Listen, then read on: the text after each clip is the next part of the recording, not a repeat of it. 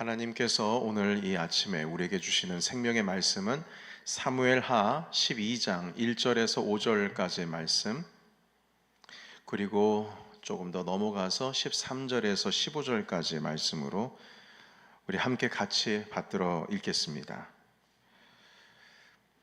사무엘하 12장 1절에서 5절 말씀을 먼저 같이 읽겠습니다. 자, 시작.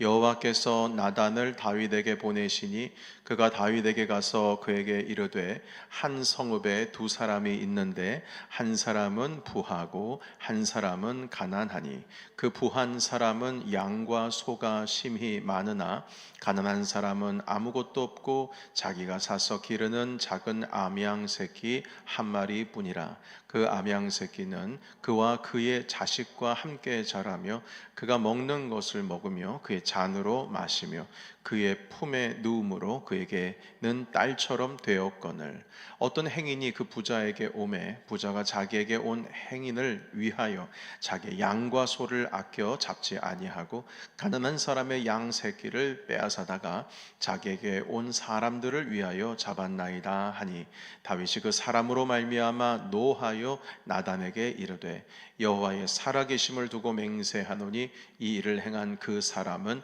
마땅히 죽을지라. 아멘.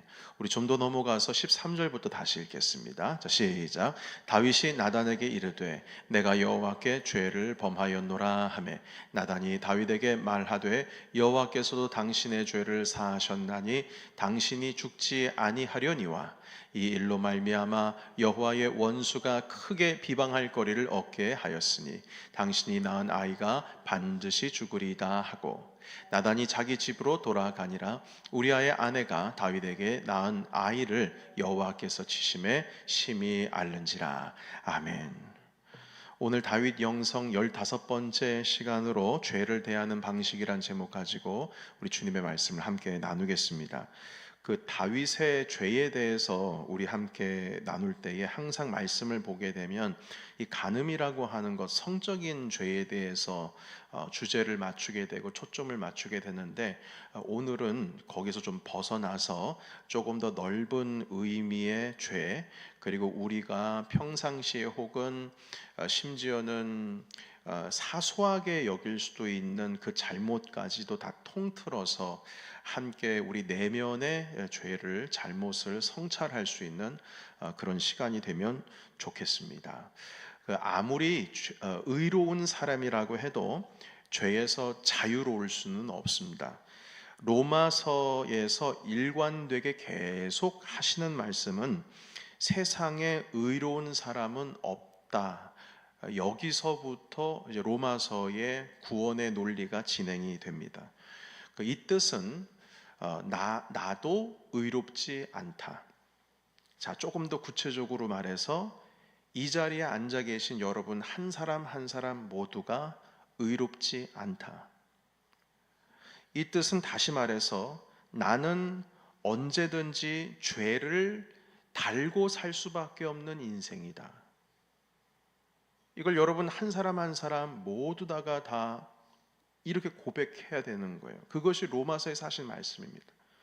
이것은 또다시 말해서 나는 언제든지 회개하는 것을 주저하지 말아야 할 인생이다. 회개해야 할 것을 절대 주저하지 말아야 할 인생을 살아가고 있다. 이 뜻이기도 합니다.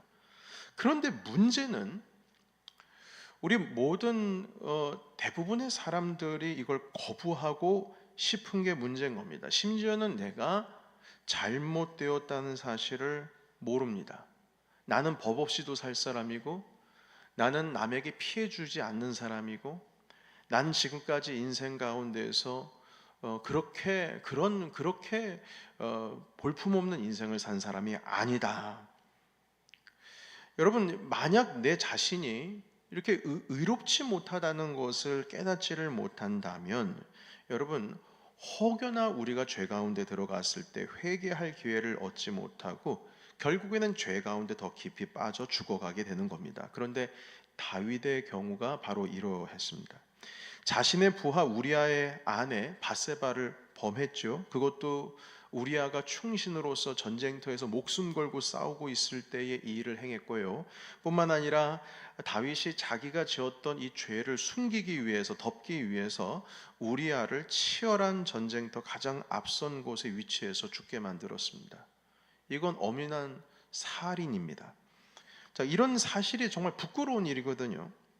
그런데 어째서인지 다윗은 이 부끄러운 것을 부끄러운 줄을 모르고 있어요. 여러분, 사실 그 내용을 그 밧세바가 지금 몰래 온 것도 아니고 신하를 시켜가지고 불렀을 텐데, 그 밧세바와 하룻밤을 자고 그리고 요압에게 편지를 보냈는데 아무리 비밀리에 했다고 할지라도 우리아가 전쟁터에서 죽어서 나오고, 여러분, 이런 일들이 일어나고 있는 가운데에서 다윗만 부끄러운 줄 모르지 주변에 있었던 신하들은 다, 야, 우리 왕께서도 결국엔 이렇게 가는구나. 아니, 그 10몇 년 동안 광야에서 하나님만 붙든 사람인데 결국 권력이라고 하는 것이 이렇게 사람을 망치는구나. 요압 장군이 우리아를 가장 전쟁에 치열한 곳에 앞세워서 죽이라는 명령을 받았을 때에 이런 생각 안 들었을까요? 그 광야에서 10몇 년 동안 같이 살았던 요압인데요. 당연히 그런 생각 들 수밖에 없죠. 그런데 본인만 몰라요. 다윗 본인만 몰라. 그 부끄럽다는 사실을 신하들은 다 알고 있는데 본인만 모른다는 것이죠. 여러분, 이게 정말 부끄러운 것이거든요. 결국 죄 가운데서 이 부끄러울 줄 모른다는 것은 죄 가운데에서 자유할 수 없다는 것을 의미하기도 합니다. 그래서 여러분, 나단 선지자께서 다윗을 찾았습니다. 사실은 하나님께서 나단 선지자에게 가서 다윗에게 좀 혼 좀 내주라고 명령하신 거예요. 이걸 본인이 부끄러운 줄 모르니까 좀 깨달아서 알도록 얘기 좀 해라. 그래서 나단 선지자가 찾아갔어요. 나단 선지자가 처음부터 다윗에게 당신 잘못했습니다 이 얘기하지 않습니다. 다윗에게 지금 어떤 한 마을에서, 한 도시, 한 성읍에서 일어난 일에 대해서 이야기를 하는데 비유로 이야기한 것이 아니고요, 실질적으로 지금 이런 일이 일어났다라고 다윗에게 말하고 있어요. 한 성읍에 어떤 한 부자와 가난한 사람이 살고 있었는데요, 이 성읍의 부자는 양과 염소가 정말 많았습니다. 그리고 가까운 곳에 살고 있는 가난한 사람은 자기에게 자식도 없고 그냥 암컷 양 한 마리, 그것도 새끼 양, 그거 하나밖에 없었어요. 그걸 애지중지하면서 키우는 겁니다. 성경에 뭐라고 말씀하시냐면 딸 자식처럼 키웠다, 이렇게 기록을 하고 있어요. 그런데 어느 날 이 부자에게 손님이 찾아오셨는데 이 손님에게 음식을 대접해야 되지 않겠습니까? 그래서 양 한 마리를 잡아야 하는데 자기가 키우고 있는 소와 양 중에 한 마리 잡는 게 너무 아까운 거예요. 그래서 자기가 가지고 있는 권력을 가지고 바로 옆집에 살고 있는 가난한 사람의 그 자식처럼 키우고 있는 암양 새끼 하나를 빼앗아다가 그 양을 요리해 가지고 자신의 손님 식탁에 대접을 했어요. 여러분, 이런 일이 있었다고 나단 선지자가 다윗에게 보고를 한 겁니다. 그러자 다윗이 그 이야기를 듣자마자 분노를 감추지 못합니다. 엄청나게 노했어요. 어느 정도 노했냐면 하나님이 살아계심을 두고 맹세하건대, 이렇게 표현해요. 여러분, 하나님이 살아계심을 맹세하건대, 율법에 하나님을 상대로 해서 맹세하지 말라고 그랬어요. 주님의 이름을 망령되이 일컬으면 안 됩니다. 그런데 그 정도로 확신했어요. 내가 하나님의 살아계심을 두고 맹세하건대 그 일을 행한 그 부자는 반드시 죽어야 한다. 그래서 도대체 누구냐? 그 마을이 어디냐? 당장 그 사람이 누군지 알려줘라. 당장에 죽어야 된다. 하나님께 맹세하건대 당장 죽어야 된다. 이렇게 아주 그냥 호통을 치면서 분노했어요. 나단 선지자, 도대체 그 사람이 누구냐? 그러자 나단 선지자께서 다시 입을 열어 말합니다. 그 사람이 바로 당신입니다. 다윗은 순간 당황했죠. 어찌할 바를 몰랐습니다. 이게 도대체 무슨 말인가 했더니 자기가 지금 밧세바를 범한 이야기를 지금 하고 있었던 거예요. 너무 부끄러웠습니다. 깨달아 알았기 때문이죠. 이거 어떻게 합니까? 나단 선지자가 앞에서 그냥 큰 눈을 부릅뜨고 당신이 그 사람입니다. 이때에 다윗의 대답합니다. 여러분, 13절에 있는 말씀 같이 한번 읽어볼까요? 13절 초반부에 있는 내용인데요. 같이 읽겠습니다. 자, 시작. 다윗이 나단에게 이르되 내가 여호와께 죄를 범하였노라 하면, 여기까지 읽겠습니다. 내가 여호와께 죄를 범하였노라. 그러니까 여러분, 나단 선지자가 지적하자마자 내가 죄인입니다 라고 고백을 했어요. 여러분, 그러면 지금 죄를 깨달았잖아요. 그러면 밧세바를 범하고 있을 때, 우리아를 죽이기 위해서 요압 장군과 음모를 꾸미고 있을 때 이걸 죄라는 걸 다윗이 몰랐을까요? 몰랐을까요? 이게 죄인 걸 왜 모릅니까? 그런데 이상하게도 그때 당시에는 자기가 죄를 짓고 있다라고 하는 것이 뭐가 눈곱불이 씌었는지 그걸 보지를 못하는 겁니다. 이 일은 누가 봐도 부끄러운 일인데, 누가 봐도 드러날 일인데 그걸 모르고 있습니다. 그런데 나단 선지자가 지적해서 바로 그때서야 이게 부끄러운 일이었구나라고 하는 것을 알게 됩니다. 여러분, 참 희한하죠? 그 일을 버리고 있을 때에는 깨닫지 못하다가 지적을 하니까 드디어 깨닫는 겁니다. 부끄러운지 이제 그제서야 아는 거예요. 여러분, 내로남불이라는 말이 있죠. 내가 하면 로맨스고 남이 하면 불륜이다. 이 의미는 사람이 나 자신의 죄를 객관적으로 볼 수 있는 능력이 없다는 뜻입니다. 사람들이 나의 죄를 객관적으로 볼 수 있는 능력이 없어요. 내가 하는 것이 죄라 할지라도 그것을 내 관점에서 내 눈으로 보면 죄가 아니라 충분히 그럴 수 있다, 충분히 나를 이해할 수 있는 일로 바뀌게 됩니다. 그러니까 그런 내로남불이라는 말이 나오는 거예요. 여러분, 그런데 문제는 뭐냐면 그것이 잘못된 것이라고 알려줘도 자기 잘못을 인정하지를 못하고 충분히 이해를 못하는 겁니다. 여러분, 상당히 많은 사람들이 이렇습니다. 심지어는 구체적으로 지금 무엇이 잘못되었는지를 알려줘도 이해하지 못할 때가 있어요. 여러분, 그런 경우 정말 많이 봤습니다. 그러면 더 이상 말을 이어가지를 못해요. 왜냐하면 알아듣지를 못하니까요. 알아듣지를 못하면 멈춰야 됩니다. 말한들 무슨 소용이 있겠습니까? 그 사람이랑 나랑 관계가 더 멀어질 뿐이죠. 여러분, 언젠가 제가 설교 시간에 말씀을 드린 적이 있습니다만 유키즈 on the Block이라고 하는 유재석 씨가 이끄는 그 인도하는 주재하는 TV 프로그램이 있습니다. 놀이터에서 놀고 있는 초등학생 2명을 데려다가 유재석 씨가 질문을 합니다. 잔소리와 조언의 차이점은 뭘까요? 잔소리와 조언의 차이점은? 그러자 그 초등학생이 이렇게 말합니다. 여자아이입니다. 잔소리는 왠지 모르게 기분 나쁜데요, 충고는 더 기분 나빠요. 잔소리는 왠지 모르게 기분 나쁜데요, 충고는 더 기분 나빠요. 그러니까 결국 이제 엄마에 대한 얘기를 하고 있는 거거든요. 엄마의 잔소리, 엄마의 충고. 그래서 그때 이제 유재석 씨가 웃으면서 다시 묻습니다. 그러면 조언, 충고보다 잔소리가 낫다는 뜻이네요. 자, 그러니까 그 아이가 다시 대답합니다. 그냥 안 하는 게 낫죠. 그러니까 충고든 잔소리든 둘 다 싫다는 거예요. 엄마가 아무리 그러니까 충언이라기보다 충고, 조언을 아무리 애써서 한다 할지라도 안 하는 게 낫다. 그때 그 옆에 있는 조세호 씨와 유재석 씨가 빵 터져가지고 웃더라고요. 여러분, 순수한 아이들의 입에서 나온 말입니다. 그러니까 순수한 아이들.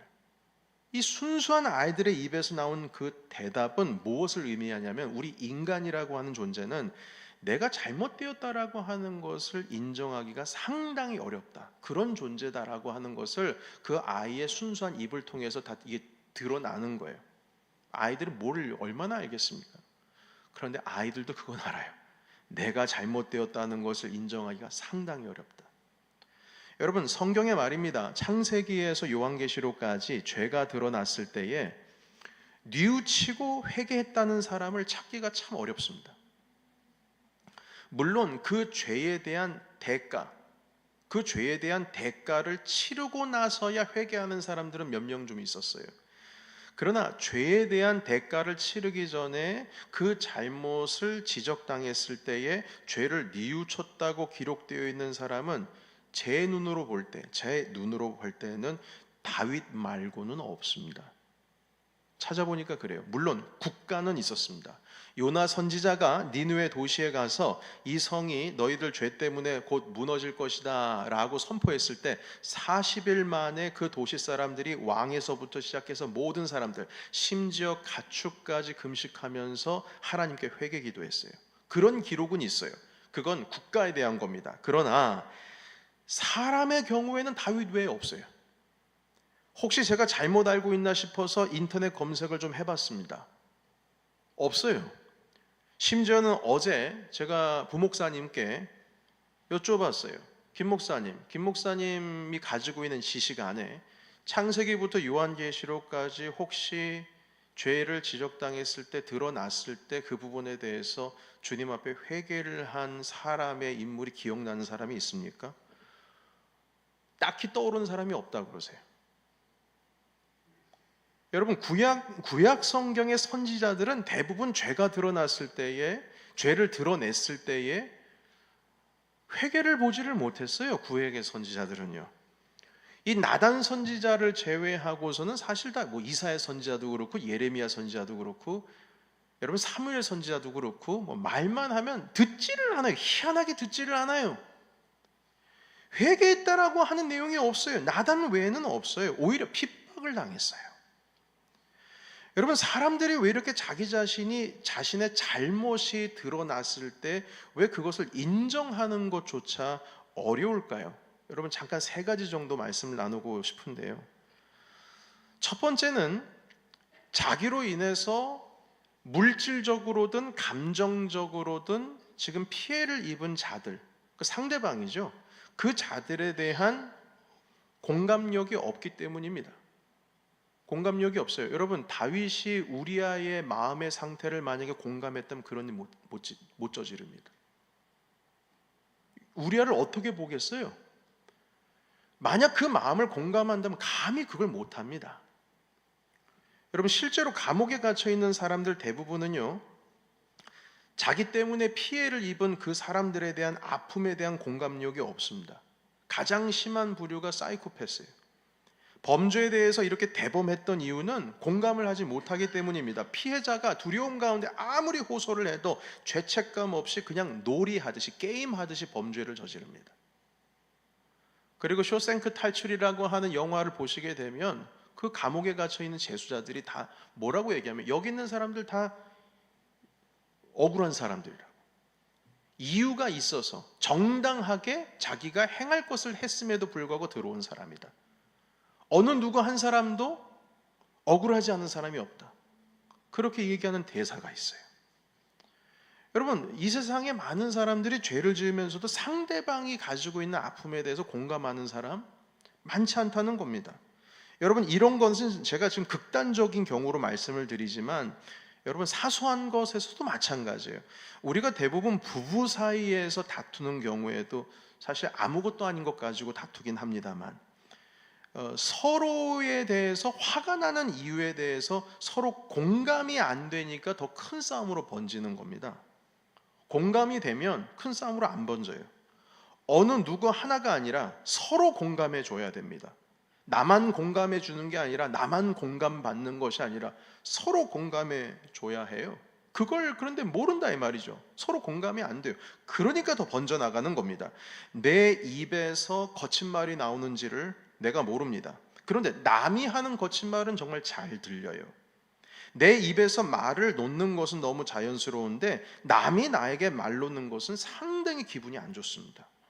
내가 하면 너무나 자연스러운 것이어서 아무렇지도 않은데 남이 나에게 하면 참 불편합니다. 여러분, 그게 있어요. 공감을 안 하는 겁니다. 공감을 못 하거나 아니면 공감할 수 있는 능력이 없거나 아니면 안 하거나, 그것이죠. 오은영 박사라고 정신과 의사 선생님이 계세요.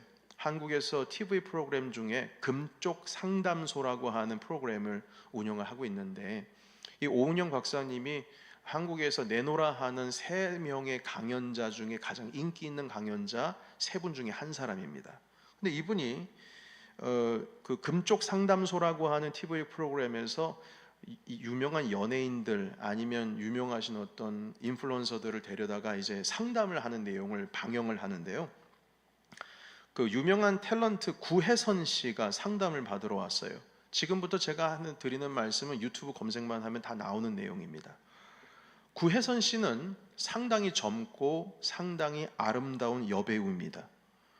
그런데 이 여배우가 그 오은영 박사님을 찾아와서 타인에게 받는 안 좋은 시선들이 자기에게 있다고 해요. 특별히 유별나다라고 하는 말을 정말 많이 듣는다는 겁니다. 왜 사람들이 나에게 안 좋은 시선을 가지고 있나? 왜 내가 유별나다는 소리를 들어야 되나? 이게 상당히 이해가 안 되고, 그리고 자기에게는 상처가 되고 속상하다는 거예요. 그래서 그 오은영 박사님이 도대체 무슨 일이 있었길래 그러냐고, 혹시 그 많은 이야기들 중에 한 가지만 예를 들어서 설명해 주세요, 이렇게 물었어요. 그러자 그 구혜선 씨가 이렇게 말했습니다. 제가 그 안에 있는 내용을 전반적으로 이분이 무슨 말을 했는지에 대해서 다 소개는 할 수 없고요, 좀 요약해서 제가 구혜선 씨가 돼서 여러분들께 한번 연기를 좀 해보겠습니다. 이렇게 말했어요. 자, 여성입니다. 주변 사람들이 저에게 자주 이런 말을 해요. 넌 아침에 청담동 샵에 가서 화장하고 머리 손질을 하지 않는다며? 이렇게 물어요. 그때 제가 이렇게 말했죠.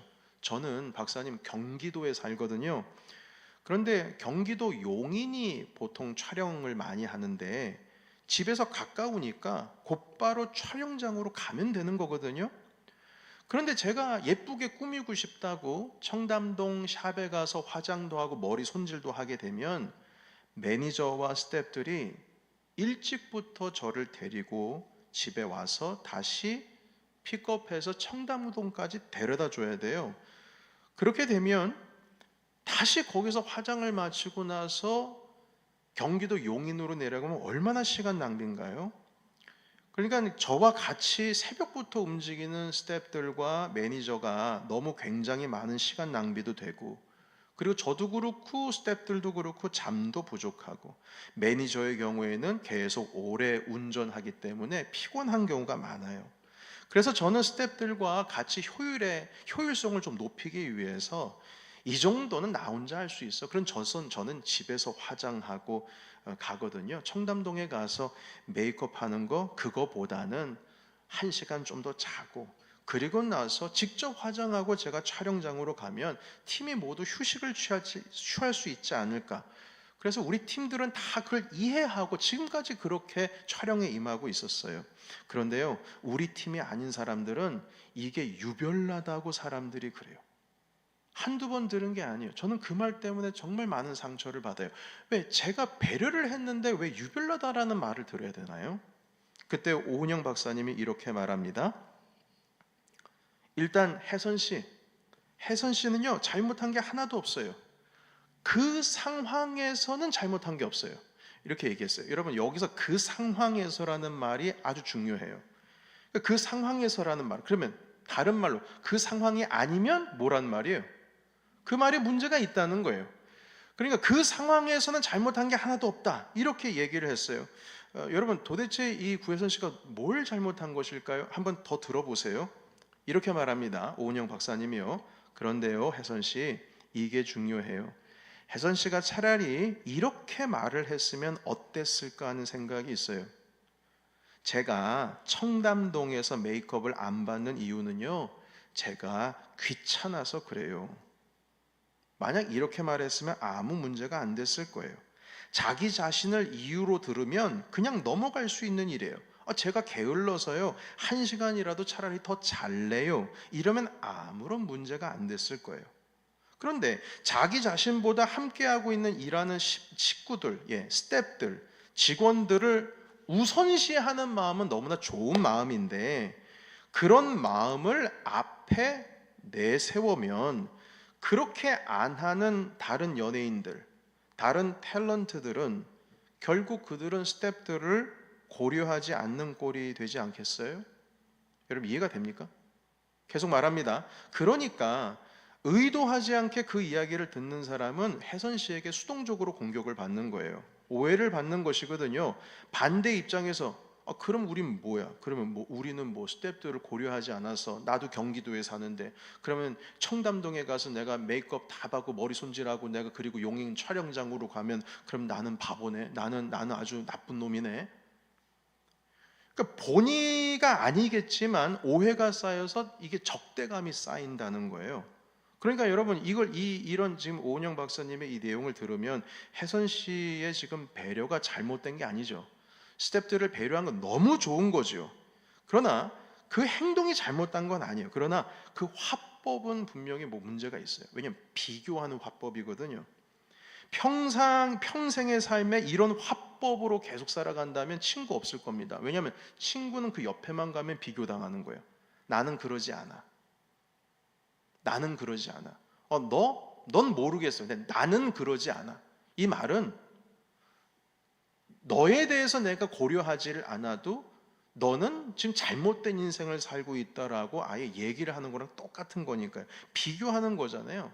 누가 비교당하고 있는 사람들, 비교당하는 그 자리 가운데서 살고 싶어 하겠어요? 어느 누구도 비교하는 것은 불편합니다. 그러니까 여러분, 이 상대방에 대한 공감의 마음을 가지고 있으면 충분히 바뀔 수 있죠. 오은영 박사님이 그것을 딱 가르쳐 주니까요, 거기에 있는 패널들 한 3-4명이 더 있었어요. 그리고 그 구혜선 씨가 입을 쫙 벌리더라고요. 아, 그렇구나. 그러니까 공감이라고 하는 것이 상대방의 입장에 가서 한번 생각을 해보는 거거든요. 그러니까 평상시에는 아무렇지도 않다가 당연하게, 아니 내가 배려를 하는데 왜 내가 유별나다는 말을 들어야 돼? 당연한 생각을 하고 있었는데 공감이 갈 수밖에 없는 이야기를 해주니까 결국 바뀌어진 겁니다. 여러분, 이렇게 공감이 안 되면 내 삶에 대한, 내 잘못에 대한, 내 불편함에 대한 이 모든 것들에 대해서 깨닫기가 상당히 어렵다는 것이죠. 두 번째는 무엇이냐면, 내가 스스로 잘못을 인정하기 어려운 이유는 남보다 나 자신을 더 사랑하기 때문입니다. 여러분, 빌립보서에 예수 그리스도의 겸손한 마음을 품으라.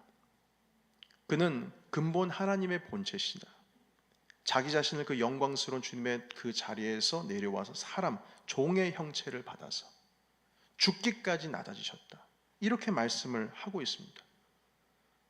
사람들을 나보다 더 낮게 여겨야 되는데 내가 더 우월해서, 남보다 나 자신을 더 사랑하기 때문에 나의 잘못이 내 눈에 드러나지를 않는 겁니다. 오히려 때로는 내가 피해자라고 생각합니다.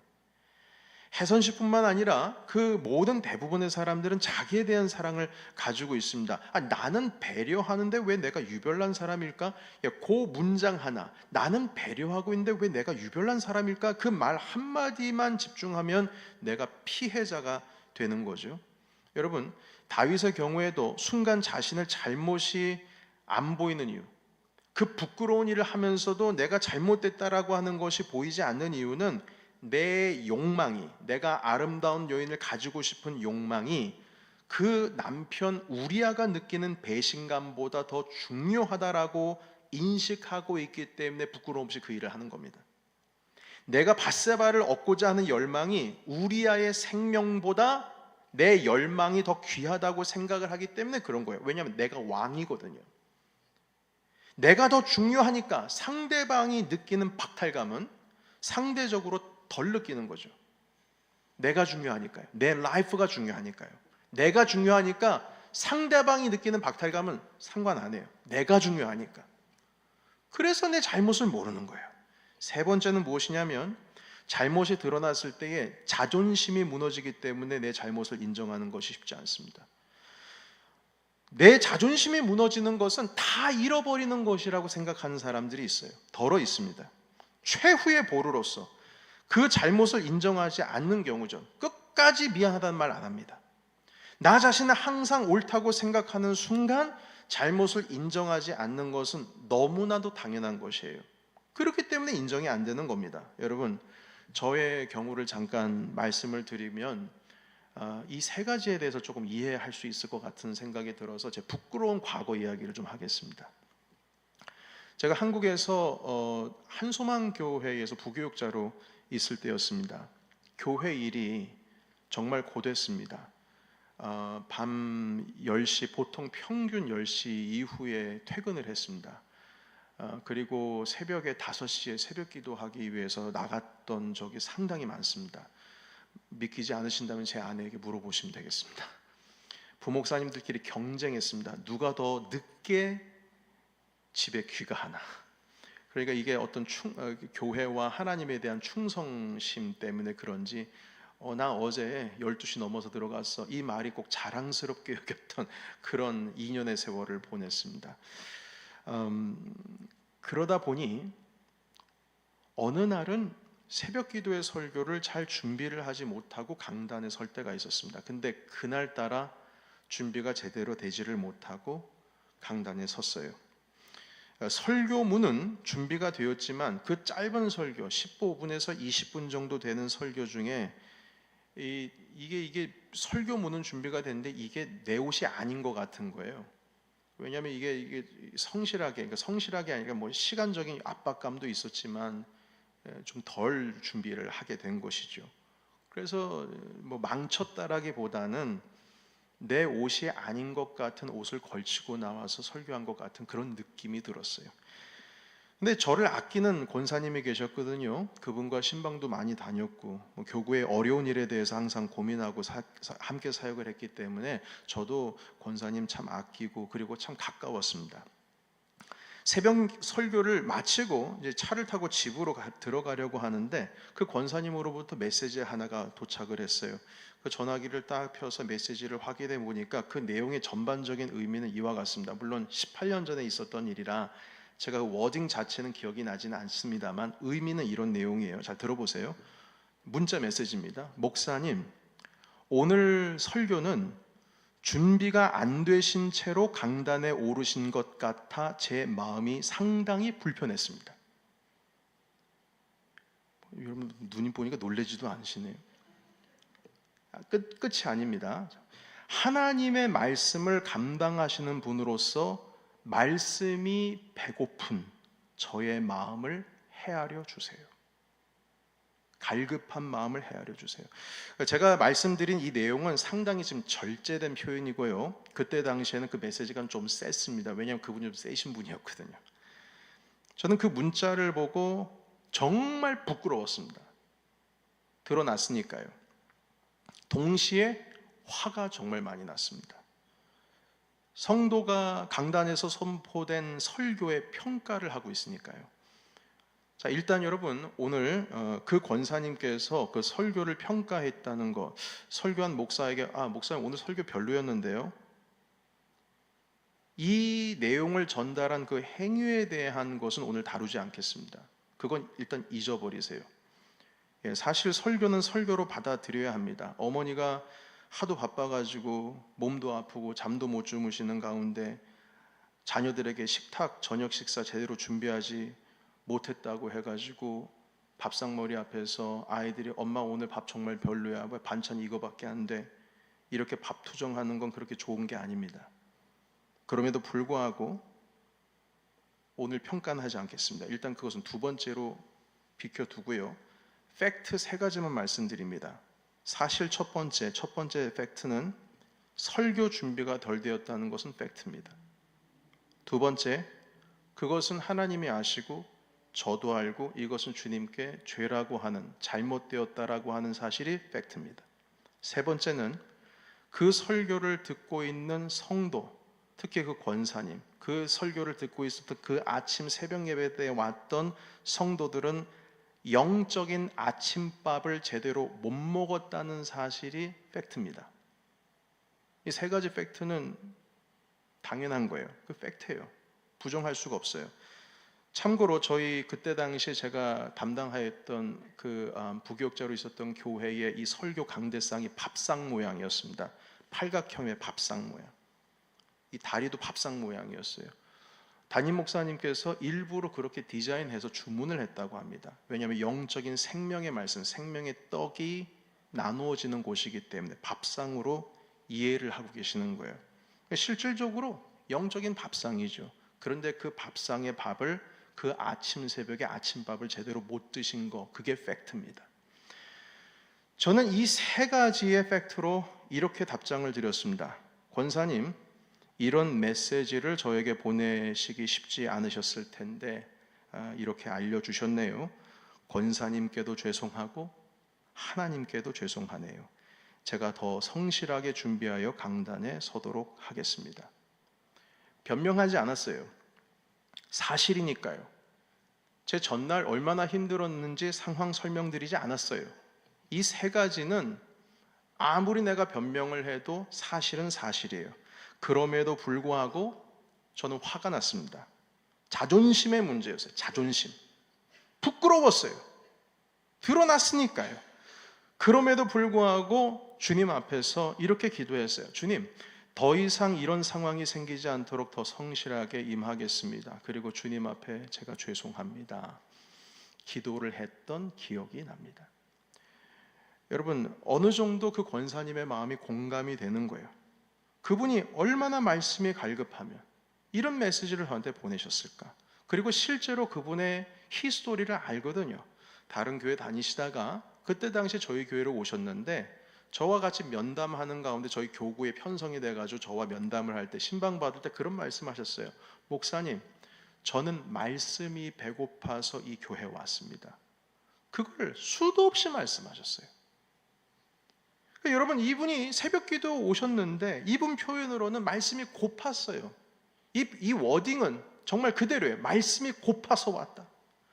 그런데 말씀 식탁을 준비해야 되는 영적인 부모로서 제대로 된 식탁을 준비를 하지 않았으니 영적으로 얼마나 배고팠겠어요. 여러분, 이 모든 것이 제가 공감이 되니까 그 권사님께 더 성실하게 준비하겠다라고 하는 단문이 갈 수 있었던 겁니다. 다시 말씀드립니다. 저 화가 났어요. 부끄러웠어요. 어떨 줄 모르겠더라고요. 내가 이걸 답을 분노로 해야 되는 것인지 아니 아무리 그래도 무례하게 이게 뭡니까? 얘기하고 싶은데 그걸 잠재웠어요. 왜냐? 세 가지가 사실이거든요. 희한한 경험했습니다. 부끄러움, 분노, 그러나 동시에 죄책감, 회개, 결단, 모든 감정이 뒤섞여버린 희한한 감정을 경험했어요. 사랑하는 성도 여러분, 오늘 우리가 이 말씀, 다윗의 이 죄를 지적하는 나단 선지자의 이 말씀을 통해서 우리가 배워야 할 것은 다윗이 회개했다. 단순히 이 회개 그 이상의 것을 오늘 배워야 됩니다. 첫 번째, 다윗은 부끄러움을 이겼습니다. 부끄러움을 이겼어요. 극복했어요. 부끄러움이 있었는데 그걸 이기고 주님 앞에 나아가고 나단 선지자 앞에 무릎을 꿇었어요. 자존심을 이겼어요. 내 자존심이 있으면은 감히 나단 선지자 당신이 나한테 이럴 수 있겠습니까? 사울 같은 경우에는 높당에 있는 제사장 70명을 죽였어요. 그렇지만 다윗은 자존심 누르고 무릎 꿇었어요. 자신의 권위, 자신이 왕이라고 하는 그 권세도 다 내려놨어요. 감정도 눌렀어요. 하나님 앞에서, 그리고 우리야 바세바에게 죄를 지은 그 내용을 가지고 주님 앞에 엎드렸다는 겁니다. 그 내용이 시편 51편에 나와 있습니다. 그 감정이 다 내려놨어요. 자신은 한 마리 어린 양밖에 남지 않은 그 가난한 자의 그 양을 빼앗아 자신을 위해서 배를 채웠다는 그 사실이 그 사람이 바로 나였다라고 하는 사실을 인정했습니다. 여러분, 우리는 사소한 것부터 무거운 죄까지 나 스스로 성찰할 수 있는 힘이 없습니다. 사람들은 성령 하나님의 도우심이 없이는 내가 의롭지 않고 죄인이라고 하는 사실을 인정하기가 상당히 어렵습니다. 아까 그 순수했던 초등학교 어린이의 말을 생각해 보세요. 잔소리, 그건 기분 나쁜데요. 충고는 왠지 더 기분 나빠요. 그러면 충고보단 잔소리가 낫겠다는 얘기네요? 아니죠. 둘 다 차라리 안 하는 게 낫죠. 다 싫다는 거예요. 우리 인간의 본능이 그렇다는 겁니다.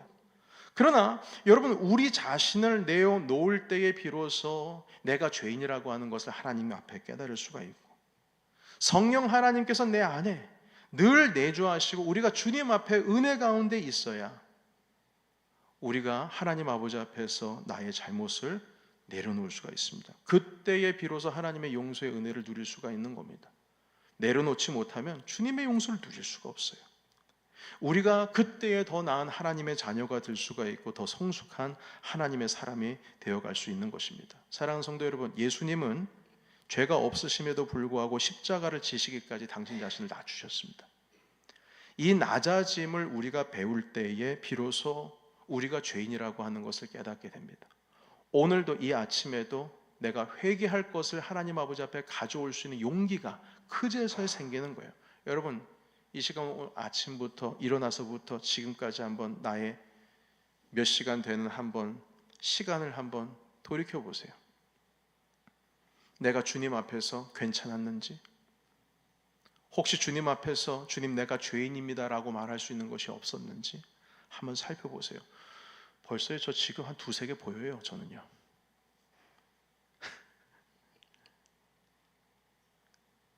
제가 이 설교를 준비하면서도요, 오늘 아침에 저희 아내와 살짝 갈등이 있었습니다. 근데 그 중에서 더 앞으로 나아갈 수 없었던 이유는 바로 이것이었어요. 제가 설교를 하잖아요. 상대방에 대해서 공감을 하지 못하면 결국 그게 잘못된 거라고. 근데 제가 그걸 하고 있더라고요. 그래서 더 이상 나가지를 못했어요. 내 입으로 오늘 지금 말씀을 전해야 되는데 내가 지금 그 일을 하고 있구나. 주님 앞에서 다시 한번 내 자신을 내려놓고 그리고 이 자리에 강단에 섰습니다. 여러분, 우리는 부족합니다. 연약한 사람들이에요. 서로 상대방에 대해서도 우리는 사랑해야 하고 공감해야 하고 함께 주님의 장성한 분량에 이르기까지 자라나야 할 사람들입니다. 오늘 이 세 가지의 팩트를 함께 묵상하시면서 다윗이 극복했던 그 부끄러움, 그 자존심, 자기가 가지고 있었던 모든 권세, 이 모든 것들을 주님의 십자가 앞에 내려놓고 온전한 겸손함으로 주님 앞에 회개함으로 순종하신 저와 여러분이 되시기를 예수의 이름으로 축원합니다. 아멘. 기도하겠습니다. 살아계신 하나님, 우리가 의로운 줄 압니다. 나는 법 없어도 살 사람이다. 내가 하는 일은 다 옳다. 이런 착각에 빠져 있습니다. 그러나 주님 앞에서 우리는 항상 죄인이다. 로마서는 말씀하고 있습니다. 하나님, 우리는 남에게 공감을 하기가 참 어렵습니다. 나를 남보다 더 사랑합니다.